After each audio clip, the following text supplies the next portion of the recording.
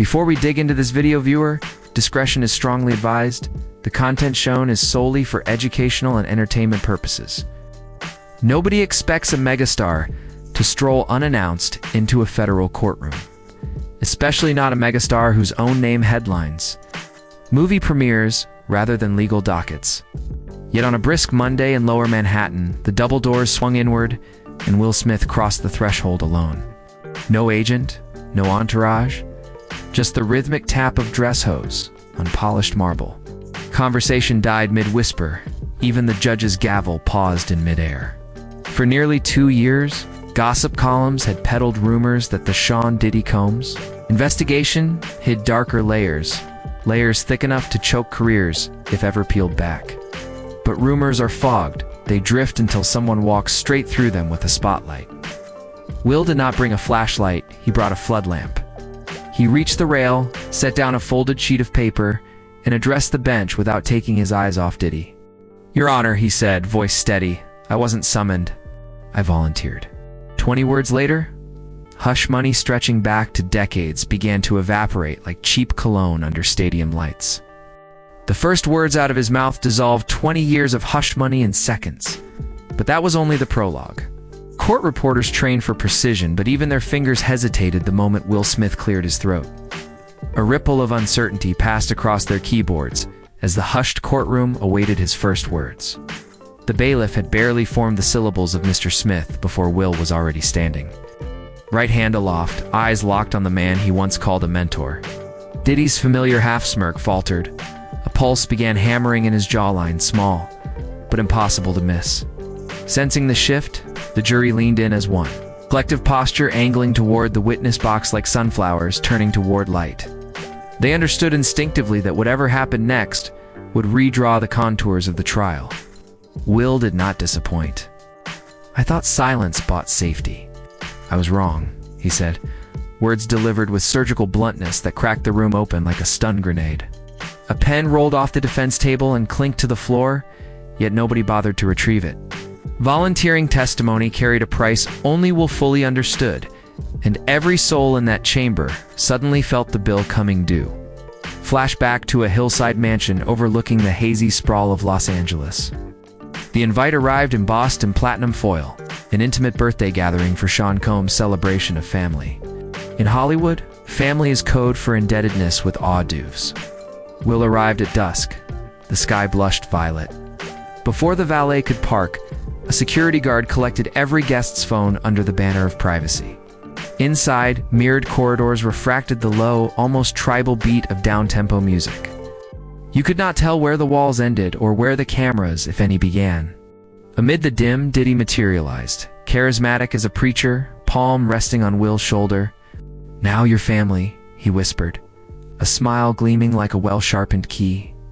Family, it turns out, can be the stiffest velvet handcuffs Hollywood ever forged, handcuffs that do not chafe until too late. A discreet nod, a side door, and suddenly Will stood in a space the main party pretended did not exist. Velvet drapes, overhead mirror. Guests lounging as though obeying choreography meant for no audience. Some faces he recognized from platinum songs and blockbuster trailers. Others looked much younger, brows furrowed in half-awake confusion. Diddy reclined on a chaise, laughter puncturing the muffled bass like a cork popping over and over. Will's instincts screamed leave, but gravity in that room felt artificial, manufactured to suggest that stepping away would brand you ungrateful.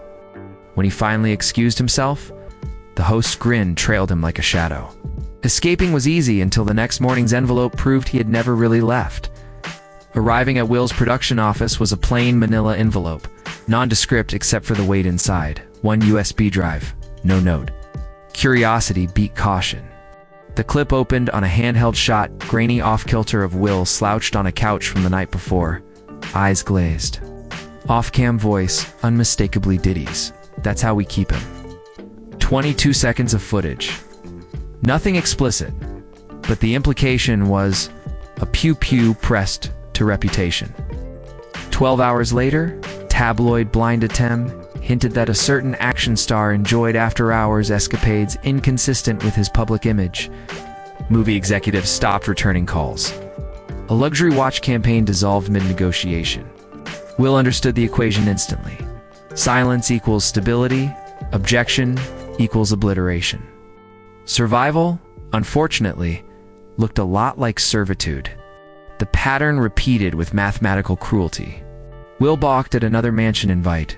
A global fragrance commercial evaporated within 96 hours. He dodged an extravagant yacht weekend. A streaming platform's greenlit series iced due to creative realignment. Each no triggered a domino. Planted gossip. Forum whispers. Blog posts. Quoting anonymous insiders. Behind the curtain, a legion of loyal publicists. Blog owners. Even mid-level label execs acted like switchboard operators, rooting consequences at a silent signal from their benefactor. And Will was not alone. Confidential calls trickled in, an R&B singer here, sitcom darling there, each describing lost deals after rejecting similar invites. "We are survivors, not friends," one confided. But even the strongest web snaps when one strand burns hot enough. Late, whispers leaked from sealed door hearings. Prosecutors possessed audio chronicling one of Diddy's legendary family nights. Will ignored the chatter until a former confidant warned, "You're on one of those tracks, they played it yesterday." Pulse racing, he phoned the district attorney. Within days, behind closed doors, he heard it. His own muted laughter slurred. Layered beneath Diddy's crisp baritone, break them in early. A switch flipped. Fear calcified into resolve. Will told prosecutors, "Ask anything." I'm done shielding ghosts. Threats surged. One text read, "You've declared war on a man who buys calendars, not clocks." Another, "Tell your kids college might cost double now." Will archived every message, slid them across the investigative table, and booked a one-way ticket to Manhattan. What followed was not redemption, it was detonation. The morning after his testimony, hashtags Will Speaks and Diddy Lakes outpaced election headlines. Clips racked up 10 million loops before lunchtime. Corporate boardrooms went fluorescent at 3 a.m. Publicists drafted statements in half-truth triage. "We are monitoring the situation and stand with all survivors." Luxury brands rescinded contracts citing evolving brand values. Rumor mill insiders whispered of dozens more drives. Some purely audio, some HD video, allegedly featuring power players whose IMDb pages read like Oscar night bingo. Hollywood's crisis response squads discovered they could not Google doctor faster than TikTok detectives crowdsourced. Yet none of the panic matched the chill in Diddy's eyes, as the jury absorbed every word eyes that finally understood they were no longer the only camera in the room. Permission to address the defendant directly is rare, but the judge granted it. Will stepped down, photo in hand, himself on a set, sun-warmed grin, wide as tomorrow. "That man thought talent was enough," he told the court. He turned to Diddy, "You built a kingdom on fear and called it love. None of us were guests. We were collateral." Silence thicker than oak followed. The gallery gripped chairbacks as though an earthquake rumbled beneath. Will folded the photo, tucked it in his jacket, and delivered the final line. "Empires rot from the inside." Today, we opened a window. Because the era of whispered obedience just met its loudest echo. In 47 minutes of sworn testimony, one witness replaced decades of rumor with on-record allegations powerful enough to shift an industry's tectonic plates. Projects delayed, partnerships dissolved, NDAs re-examined by nervous lawyers. And yet, a larger question hovers like smoke in stage lights. If icons can be leveraged so easily, who among us is truly safe from invisible strings? Will Smith exited the courthouse with no press scrum, leaving pundits to debate whether he destroyed his career or finally reclaimed it. Either way, the silence he once bought at such a steep price is gone, shattered into trending fragments and podcast fodder. The world waits to see which fragments embed deepest when the dust settles. Tomorrow we crack open the so-called ghost room cached dozens of SSDs, hundreds of Polaroids. It's a leather-bound ledger whispered to map out Hollywood's hidden supply chain of favors. Hit subscribe, ring that bell, and keep receipts close. The next revelation might rewrite the credits of your favorite film. Because thunderclaps fade, but questions they echo.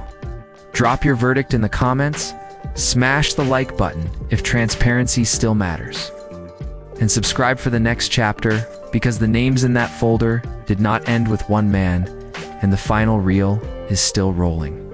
Thanks for watching. Stay curious, stay critical, and remember, when power meets secrecy, someone always pays the tab. Just make sure it is not you.